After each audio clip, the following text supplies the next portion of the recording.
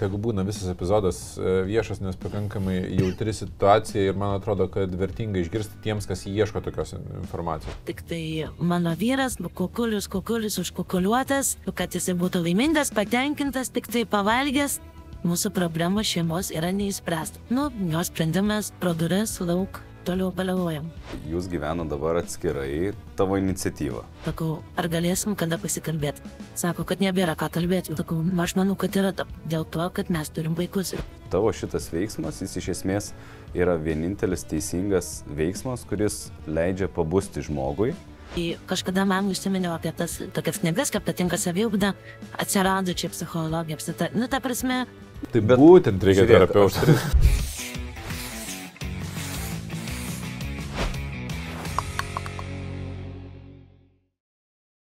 Taip, sveiki dar kartą. Ką reiškia dar kartą?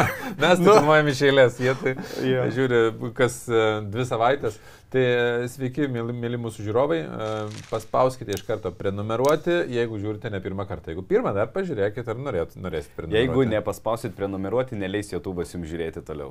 Juokauju. Spauskite tą like mygtuką, paspauskite varpelį, kad praneštumėm apie naujausius šitos epizodus. O jeigu esate jau seniai mūsų fanai ir dar nepatapot Contribui mūsų rėmėjais, tai puikiai proga tą padaryti su šito epizodu. Taip. Šiandien mes vėl turim inkognito konsultaciją.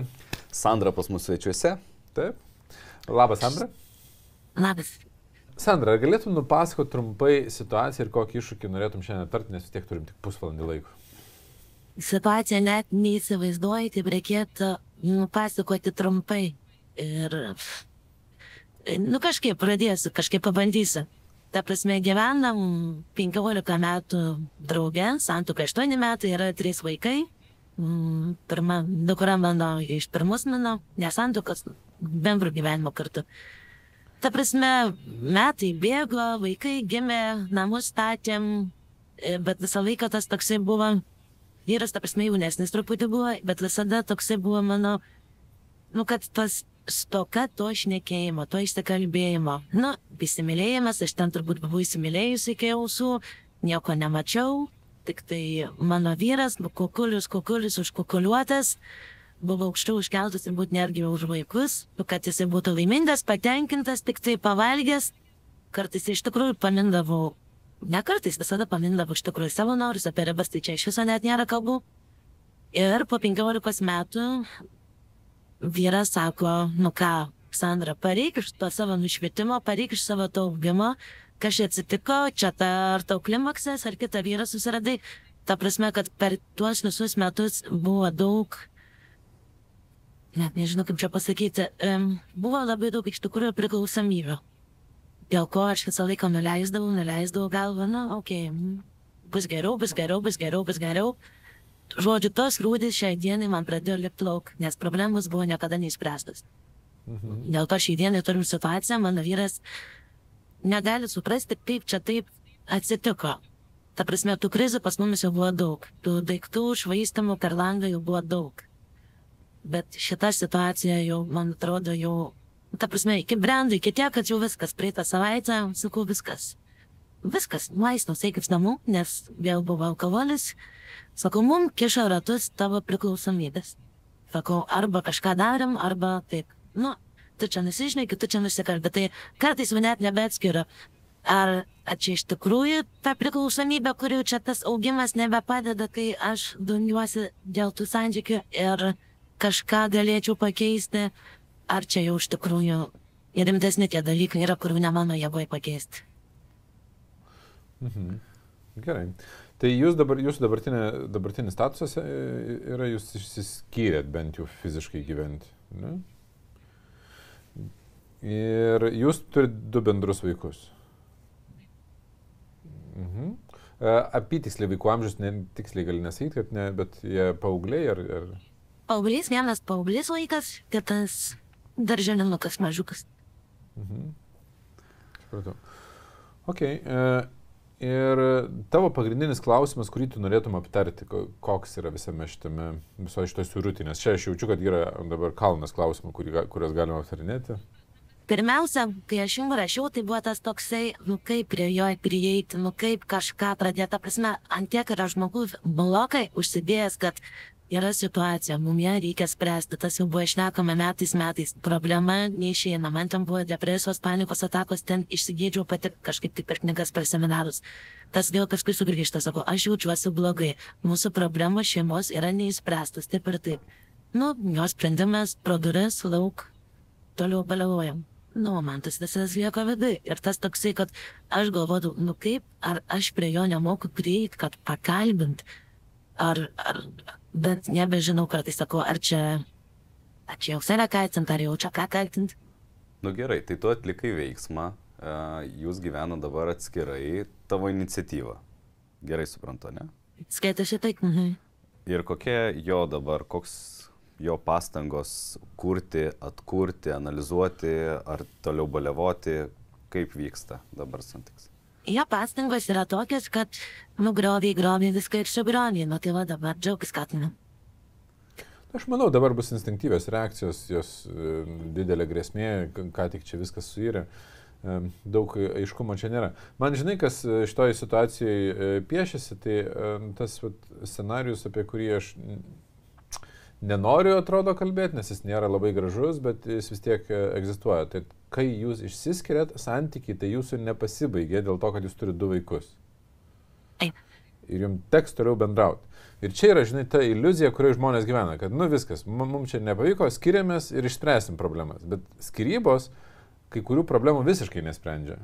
Kai kurias problemos, tai reiškia, pavyzdžiui, vaikų auklėjimo, tam tikri klausimai, jie tiesiog netgi aštresnės pasidaro. Taip, jeigu ten yra, žinai, priklausomybės, jeigu dar ten, nežinau, kokios nors smurto formos būna emocinės ar dar kažkokios, tai jos galbūt šiek tiek aprimsta, nes, tu tiesiog būni atskirai. Bet visa kita, lieka. Ir man tokioje situacijoje kyla klausimas, ar, žinai, kiek tu nori išmokti atkurti santykį su juo. Nebūtinai romantišką santykį, nebūtinai, kad jūs pora taptumėt, bet atkurti santykį, kad jūs galėtumėt kalbėtis ir tartis, susitarti dėl vaikų, būti dėl vaikų kartu. Tai va, taip kažkaip vakar ir bandžiau, jas vakar netyčia atėjo į namus, pasimti, vis ten verdiktai yra, po truputį rankysiu tas daiktus, mažiukas pamatė, noriu pastėti, pasiėmė pastėti. Sakau, ar pirmą kartą buvo, kad pasikalbėjom nešūkiant ir nereikiant? Sakau, ar galėsim kada pasikalbėti? Sako, kad nebėra ką kalbėti, viską pasakėjai. Sakau, aš manau, kad yra dėl to, kad mes turim vaikus ir mums reikia dar tiek bebūtų pasikalbėti. Nes tai ta prasme vis tiek, nes aš buvau minėjus, kad mes turėsim vis tiek bendrauti, kaip bebūtų, nes yra vaikai. Yra sūnus, mes turėsim bendrauti. Nebent tu norėsi išnykti iš jų gyvenimo. Aš nežinau apie mano, bet apie vaikų gyvenimą. Ta prasme, dėl to aš sakau, kad dabar turbūt tos karštos emocijos, kad valdo emocijos, o ne šaltas protas, kad taip mes ar taip, ar bus kažkas tai išvados padarytos, ar grįšim vėl į tą šeimą, ar dėl vaikų vis tiek kažką tai kažkaip tai turim nuspręsti, ar tiesiog palaukti dabar, kol apsiraminsim ir tada kažką bandyti šnekėtis, kalbėtis. Tik tiek aš žinau, kad aš pati liktai ir norėčiau, atrodo norėčiau, kaip bebūtų. Vis tiek ta žmogų, kažkas tai yra, sakau, ta meilė, kaip ir jūs šnekat, nėra ta meilė, seilė, nurijai, spjovė, juk vis tiek yra ir pagarba, ir šeima bendras, kurtas, iš viso labai daug kurta, daryta kartu, bendrų tikslų ir taip, žinoma, kad negali viskas pasibaigti per vieną dieną, bet aš nebenoriu tokio gyvenimo, aš noriu konkrečių išvadų. Iš mano pusės būtų, mums reikia specialistų pagalbos, nes mes jau nebegalim dviese to išspręsti. Tu turi savo pasaulį, aš turiu savo pasaulį, mes vienas kitą ėdam, purvais drabstum, bet tam nieko geriau. Ypatingai nėra tas geriausiai iš viso vaikams, tas labiausiai. Žiūrėjau, iš tikrųjų skaudžiausiai yra. Tai vienareikšmiškai ir ateityje dar yra labai daug tokių, aš nebūna pas mane suaugę žmonės ateina ir sako, kad mano mėgstama istorija, jau ne vienam podcast'e turbūt pasakau, kad vaikam po 30 kelis metus ir sako, per vestuvės aš dėl nieko nesijaudinu, kaip ten tortas atrodys, ar suknelė, ar ten vedėjas, bet vienintelis mano nerimas yra, kaip bus 2 tėvai vienam kambarį, vienoje salėje, žinai. tos traumos ant tiek gilios būna, kad po to žmogus per savo vestuves negali būti savim, nes nežinau, kaip du tėvai elgsis. Tai žiūrėk, bet kodėl aš sakiau, čia yra kalnas klausimų, todėl kad iš to, ką tu pasakoji, pradėkim nuo to, kas yra vėl mūsų pradžioje pasakyta, nei aš, nei Vytautas, mes nesam terapeutai ar psichiatrai, ar mes nesam specialistai iš to. Bet girdėdamas, tai aš turiu tokią nuojautą šiokią tokią, kad čia gali būti pasislėpus tarp jų dviejų. Ir kopriklausomybė vadinama, nes jeigu pas jį yra priklausomybinių elgsenų, tai reiškia alkoholis, sakyb, yra, ne? O tu tiek metų vai kartu, tai dažniausiai būna kopriklausomybės elgsenos. Tokios. Apie kopriklausomybę yra kalnas knygų prirašyta, tai tikrai aš net negaliu rekomenduoti, nes nesu taip, kad ten daug labai skaitęs ir analizavęs jų. Čia nėra mano tema, bet taip man piešiasi, kad čia yra viena iš tokių situacijų, kur reikėtų, pasidomėti ir galbūt netgi pas specialistus kreiptis, kaip ten viskas yra. Taip pat yra tos stiprus nelygiavertiškumas poroj nuo pat pradžių. Ir, klausimas, kurį aš keliu žmonėms bandydamas provokuoti, yra kaip tu sukūrei tą situaciją antros pusės. Bet kartais tas klausimas yra netikslus, nes ne visai mes sukūrėm tą. Tai švelnesnis klausimas yra, kaip tu prisidėjai prie, pavyzdžiui, tos priklausomybės.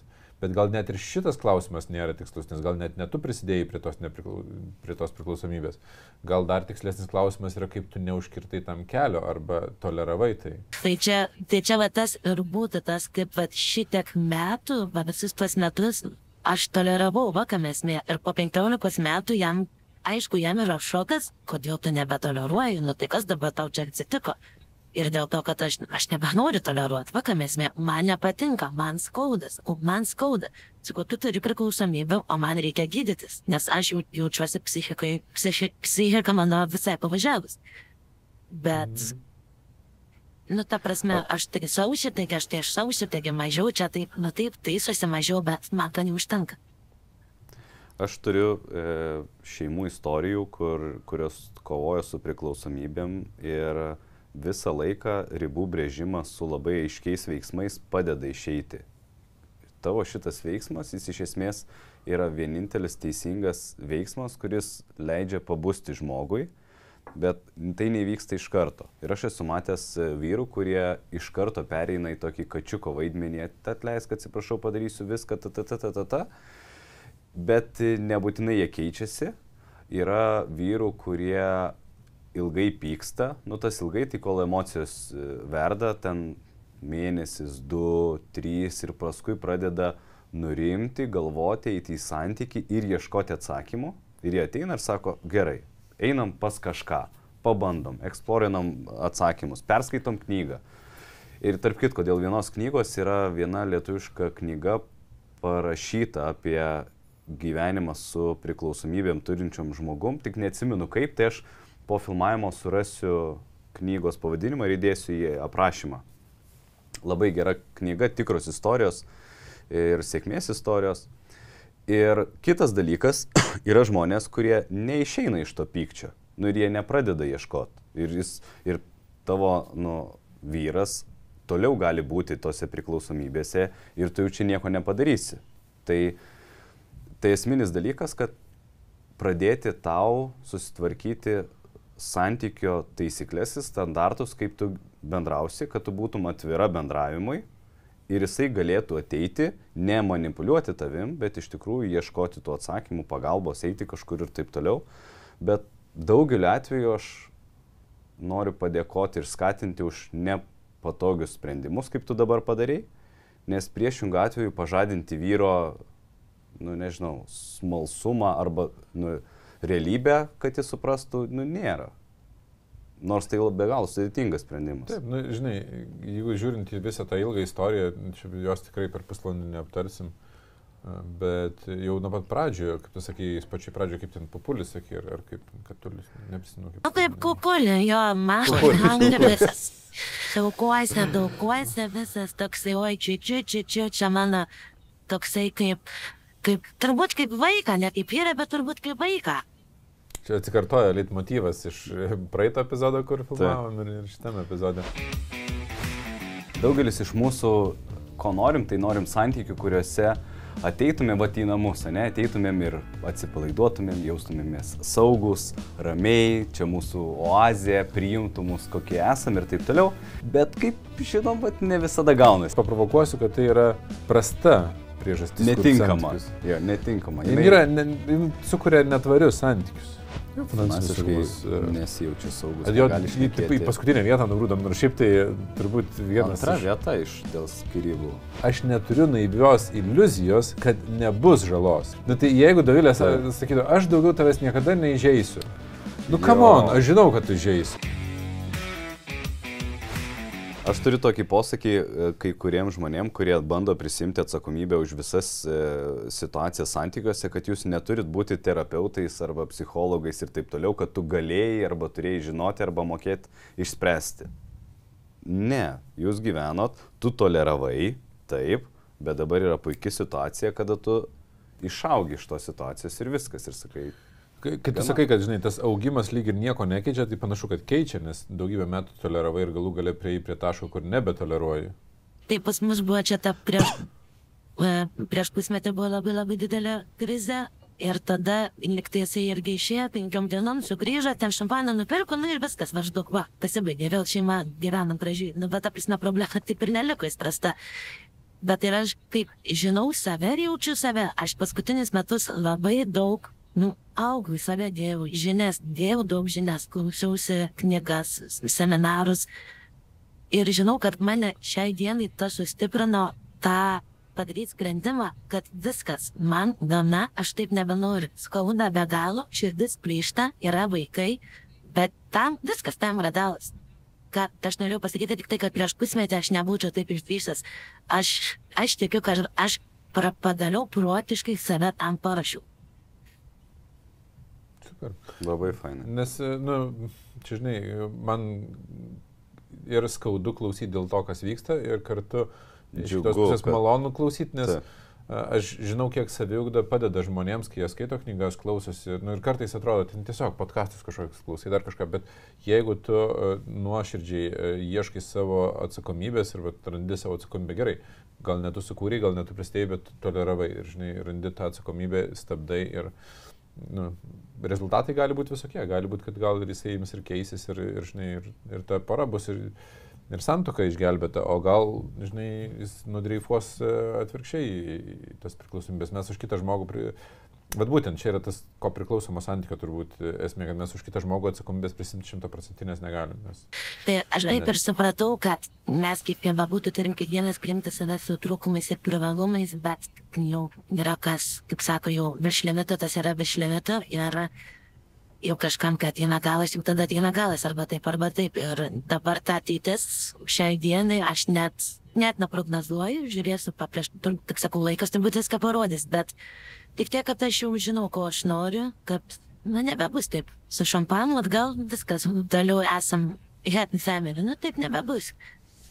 Jo, bet matai, aš pasakysiu vieną dalyką, galvoju, čia net į kontribinę kelkim patarimą, čia toks gal, tegu būna visas epizodas viešas, nes pakankamai jautri situacija ir man atrodo, kad vertinga išgirsti tiems, kas ieško tokios informacijos, nes aš manau, kad, žinau, kad ne tu viena esi tokioje situacijoje. Ir visam šitam kontekste, po to, kai išsiskiriam, atkurti santyki trukdo mūsų likusios nuoskaudos ir pagieža tam tikrą. Kad mes pykstam už tai, kas įvyko praeitie. Pykstam už tai, kaip elgėsi dabar, tarkim, čia sako, aš nenoriu kalbėtis ir taip toliau. Bet realiai, yra labai, atrodo, lengva pasislėpti, sakyti, tai ir nekalbam, ir viskas, ir nesišnekam. Bet realiai tai vaikai tada parsineša tas problemas. Aš nežinau, ar esu šitam podcast'e minėjęs, bet pats jautriausias atsiliepimas, kokį aš esu sulaukęs iš žmogaus, yra nesuaugusio pasakyto savo vaiko. Ir taip, aš ne pats girdėjau, man perpasakojo, bet ten buvo mergaitė, apie 10 metų, aš tiksliai neprisimenu, kuri su ašarom akyse dėkojo mamai už savo gimtadienį, kurio metu mama su tėčiu kartu laiką praleido su ja. Jie buvo išsiskyrę, jie net neplanavo grįžti į santykius, bet Tai buvo diena, kada jie nesipyko, nesidraskė ir praleido dieną kartu su vaiku. Ir vaikas su ašarom dėkoja mamai už tą gimtadienį ir po to mama man dėkoja po ten mokymų, žinai. Ir čia yra tas rezultatas, kuris turėtų būti siekiamybė, bet net jeigu mes gerai, yra santykiai, kokie yra, jie turėjo priklausomybinę elgseną, buvo ten bėdų, išsiskyrė, gerai. Tai santykių atkūrimui yra dvi dalis labai svarbios. Pirma, ta, kurią tu pradėjai labai aiškiai daryti, tai yra ribų brėžimas. Mes turim brėžti ribas toj vietoj, kur peržengia mūsų jau saugią erdvę, mes jaučiamės nesaugus, ta prasme, to būti nebegali. Ir už tai negali būti, ir neturi būti jokių atsiprašymų, kad aš brėžiu ribas. Bet lygiai taip pat mes turim daryti ir kitą žingsnį, tai yra atsiprašyti už tai, kurioje vietoje mes žeminam antrą pusę ir parodyti jam šiuo atveju, arba kitu atveju, tau, žinai, kad mes neturėjom teisės taip elgtis ir kad mes nesijaučiam, kad gerai elgiamės, kad žmogus gebėtų suvokti, kad yra pusiausvėra visame tame, kad ne tik tai aš vienas esu čia blogietis, tu viską gerai padarai, kad mes abu elgiamės, nes iki priklausomybių elgsenų prieinam abu, net ir tas... Taip, aš ir bandau jam taip pasakyti, čia buvo pora tokių žinučių irgi, aš ką pabrėžiu, net tu parašiau. Gavosi tokia situacija, mūsų abiejų kaltė, kad turim šią dieną labai gaila tą, ką turim. Ta prasme, kad nesakau, tu neturi, anksčiau tai labai jaučiau, tai... Čia toks švelnus, žinai, bet čia aš kalbu, žinok, ne apie dabartinę, dabartinį laikotarpį ten kelių savaičių ar ten mėnesių, kad dabar viskas karšta. Aš kalbu apie tolimesnį santykių atkūrimą. Kad kai atrodo jau viskas nurimsta ir ten tiesiog nebendraujama, apsikeičiam vaikais kartais, tai santykis nepasibaigia. Jeigu nenorim perkelti tų emocinių žaizdų vaikams, mes turim išmokti. Ir aš esu matęs porų, kurios sprendžia savo, santykių savaitgalį buvo kažkada atvažiavus ten viena moteris ir sako, aš išsiskyriau prieš 5 metus. Ir aš galvojau, kad prieš 5 metus išsiskyrus mano nuoskaudos visos yra paleistos. Ir sako, ir ten pasileido į ašaras ir galų gale pradėjo spręsti klausimus, kurie buvo prieš 5 metus, tam, kad pirmas dalykas nesineš to bagažo į kitus santykius, antras dalykas, kad vaikams spręstus. Ir aš taip pat esu matęs žmonių, kurie po 40 metų po skyrybų vis dar nešiojasi nuoskaudas. Ir kalbėsi ir sako, žinai. Tai čia eina kalba apie tą tolimesnį. Dabar ant karštųjų čia atsiprašyti, neatsiprašyti, čia bus visko. Bus instinktyvių reakcijų ir vienas kitą žeminsit greičiausiai ir neišlaikys emocijos. Tai yra normalu, mano galva, žinai. O Sandra, vienas klausimas. Tu sakai, aš daug dėjau pastangų į saviugdą, skaitimą, žinių, bagažą ir taip toliau. Super awesome, bet klausimas, ar turėjai asmeninių kažkokių sesijų su kažkokiais specialistais? Žinokit, ne, dėl ko labiausiai tą ir aš dabar galvojau, kad šiuo atveju turbūt žiauriai reikia, ypatingai dabar reikia. Jaučiu taip, kad dabar ypatingai reikia. Iš tikrųjų norėjau žmonėms paklausyti, ar asmeniškai parašyti, ar kažką netgi rekomenduoti, net ar pats, nes tikrai jaučiu, kad tai pagalbas. Jo, bet suprask, dabartiniam taške, aš nesu terapeutas ir nesu psichologas.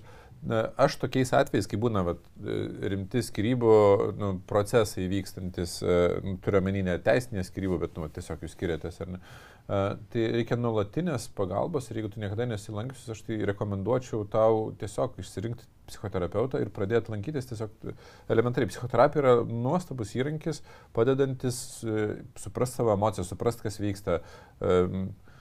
Žinai, tai pradėti nuo to, nes pirmas dalykas, tai yra, kadangi reikia daugiau tų konsultacijų, tai yra pigesnis procesas, nes aš labiau taip strategiškai dirbu, kai ir išsisprendus klausimus, jau norint prieiti atkurti santyki, kaip strategiškai tą daryti, jau tada galima ateiti ten pas mane konsultacijų ar pas jūs ar pas kažką, žinai.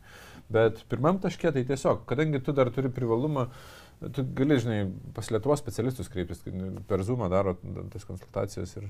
Ne, aš angliškai net nenorėčiau, nes net nemokėčiau angliškai pasakyti tą, ką jaučiu, kaip sakant. Jo. Bet tikrai reikia ir čia, žinai, čia labiau sakau tau, bet iš tikrųjų ne tiek tau sakau, kiek sakau visiems turbūt, kurie žiūri. Jeigu išgyvenat sunkius periodus, dar, nežinau, kaip pas tave, yra dar tas tokia stigma, kad, ten pas psichoterapeutą kreiptis, tai čia jau yra, nežinau, kad čia sakydavo gėda, ar aš ne psichas, kad kreipčiausi ir... Ar man gėda? Jo, ar yra, tavo rate? Ta prasme, tik tai tą noriu pasakyti, kad iš šio mano dabar rato absoliučiai niekas nežino, kas vyksta. Mano mama gyvena 5 minutės nuo manęs, jinai net nežino, kas vyksta, nes aš žinau, bus jos kritika. Taigi prieš 15 metų aš tau sakiau, kad čia ne tavo vyras, taigi kur tavo akis buvo, taigi tu akla, ta prasme, priekaištai. Bus kritika, kritika ir kritika. Net mamai nesakau. Tai kažkada mamai užsiminiau apie tas tokias knygas, kaip patinka saviugda, atsirado čia psichologija, apsita. Ta prasme, niekam nieko aš nesakau, nes aš matau, kad... Tai būtent reikia terapeuto. Vieną klausimą. Tu tiek metų eini per gyvenimo iššūkius, ten kažką sprendi, kažką ne, bet tu šiandien dienai dar nebuvai pas kažkokį. Vat man labai nuoširdžiai įdomu sužinot, o kodėl?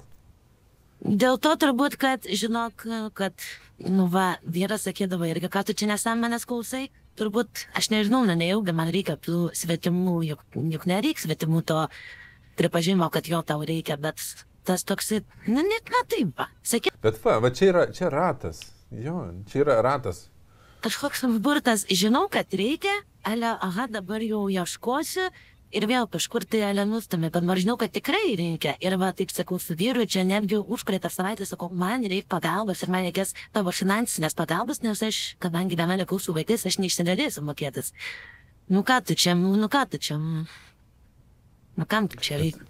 Bet matai, čia yra aplinka mūsų, bet tas supantis ratas, nes jeigu vyras sako, mama sako, mes net negalim artimiausiam žmonėm pasakyti, kad mes nuėjom, tada atsiranda problema. Tai žinok, čia ne tik tau, bet ir visiems, jeigu matot, kad reikia pagalbos ir jeigu turit galimybę, galit nesakyti niekam, bet kreipkitės pas terapeutą.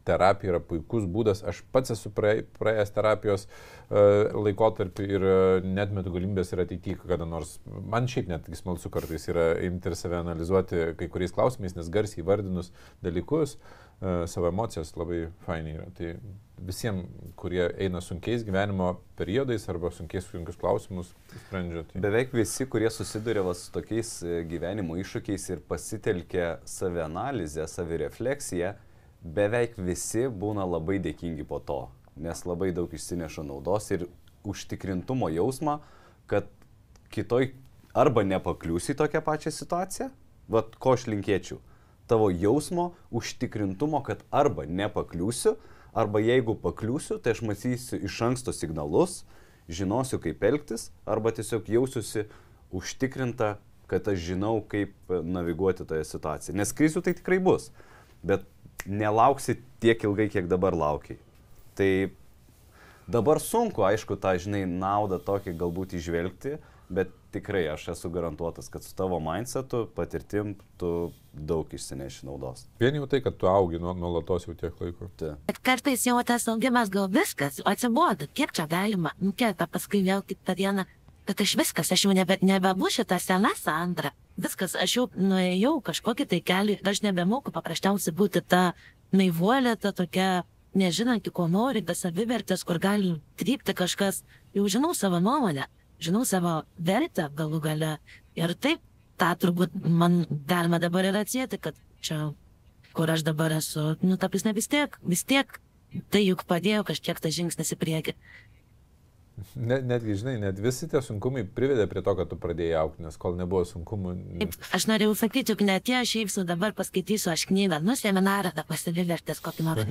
Būtent atėjo tas visas iš didelės duobės. Iš savęs pažinimo, iš savęs kaip. Tai va, ties tuo, gražiai gal taip ir finalizuokim, kad visi iššūkiai, kurie ateina, jie kartu atneša ir tą gerąją pusę, jeigu nusprendžiam augti. Jo, aš labai noriu, kad tu susirastum specialistą ir dabar nėra išėjęs, bet jau kai bus išėjęs, tai bus ir tas epizodas su Dainium Jakučioniu, mes šnekėjom apie tai, kad yra ir appsų, ir viso kažkokių platformų, kaip susirasti tuos specialistus. Tik tai dar vienas patarimas, kad nenuleistum rankų, jeigu su kažkuo nesuvaibinsi iš karto, kad ieškotum, nes yra tikrai nuostabių žmonių, tik tai reikia juos atrasti. Jo, jeigu kažkuris terapeutas yra blogas, tai pats kaip ir, su ten stilistu kokiu. Taip, visuose specialybėse visokių žmonių yra, bet ieškok, atrasi ir labai lauksim tavęs sugrįžtant po, pusmečio metų, kai tu švytėsi visa, būsi laiminga ir sakysi, vau, kiek daug čia faino dalykų nutiko. Labai savo to pašnekėčiau irgi, nes dabar tai, jo. Taip. Stiprybės šitam sunkiam etape ir nenuleisdama rankų toliau tęsk, nes augimas atvedė ir iki dabartinio taško, kur jau. Nors ir sunku, bet tu lipi bent jau už tos situacijos. Taip. Ir tavo pavyzdys ir istorija. Tas dar kalties jausmas toks atrodo vis nepaleidžia, bet juk tai atrodo irgi išmokau, kad, nu va, kokia čia mama, skiriu vaikus nuo tėčio, bet paskui vėl tas šaltas protas jungia, nu tai būtent dėl vaikų juk tą ir darau. Taip. Jeigu tu po to nenuleisi rankų ir atkūrinėsi santykių su vyru, nu, tai reiškia ne romantišką santykį, bet šiaip. Tai vaikam, aš žinau labai gražių porų, kurios gyvena išsiskyrę, bet vaikai gyvena labai laimingą gyvenimą, nes jie negali manipuliuoti tėvais, nes tėvai sutarė, kalbasi, nu, tiesiog jau turi kitas antras pusės ir gyvenimas tęsiasi ir kažkas turi kažkas.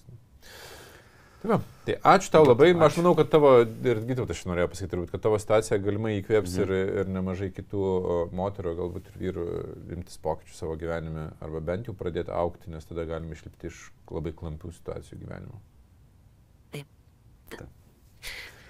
Ačiū. Ačiū, iki ir lauksim iš tavęs žinių. Jums labai.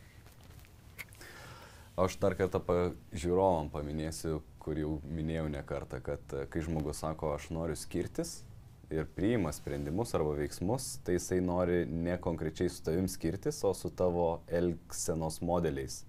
Ir vat Sandros situacija, net jeigu jinai deklaruoja viskas, aš skiriuosi, tai nereiškia, kad aš nenoriu santykio. Aš nebenoriu taip, kaip buvo. Ir jeigu vyras eina į pokytį ir ateina, okei, aš supratau, aš noriu pristatyti tau kitą savo versiją, geresnę versiją, tie santykiai gali atsikurti.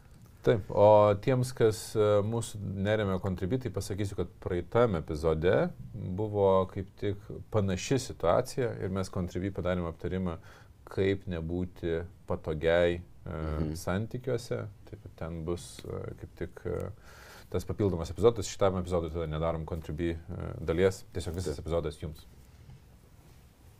Good. Iki.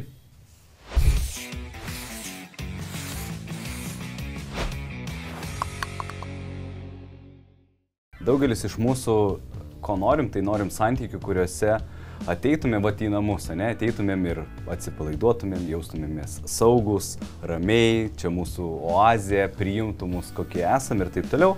Bet kaip žinom, ne visada gaunasi. Paprovokuosiu, kad tai yra prasta priežastis. Netinkama. Jo, netinkama. Jis sukuria netvarius santykius. Finansiškai nesijaučia saugus. Į paskutinę vietą nugrūdam, nors šiaip tai turbūt vienas. Antra vieta dėl skyrybų.